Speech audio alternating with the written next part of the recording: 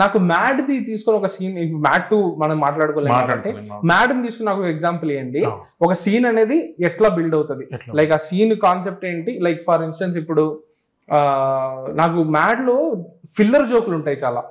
Like అక్కడ joke అవసరం ఉండదు, కానీ ఒక ఫిల్లర్ ఒక జోక్ ఉంటుంది. ఫర్ ఎగ్జాంపుల్ డిడి లెటర్ తీసుకోవడానికి రూమ్ లోకి వెళ్తూ ఉంటాడు కదా, వెళ్ళేటప్పుడు కోముందా అని అడుగుతాడు ఆయన.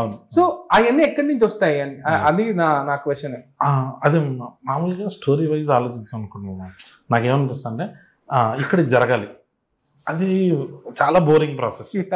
ఉన్నాడబ్బా ఇప్పటి వరకు వచ్చింది క్యాంటీన్ సంపాదించేస్తున్నారు వీళ్ళు, అయిపోయింది అక్కడితో. ఇప్పుడు డీడీ గడికో లెటర్ రావాలి, లెటర్ దగ్గర పోతున్నాం. లెటర్ ఓపెన్ చేసాక మ్యాటర్ లేదు. ఏముంటుంది, ఒక అమ్మాయి ఉంది, ఆ అమ్మాయి వీడికి లెటర్ రాస్తుంది. దాంట్లో మనం చెప్పడానికి లేదు, దాని ముందు ఏదైనా చేయాలి మనం.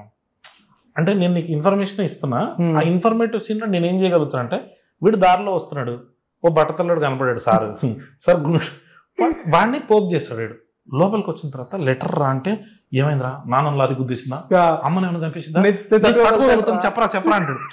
సో దట్ ఈస్ వేర్ అంటే మన క్యాపబిలిటీ అక్కడ చూపించచ్చు.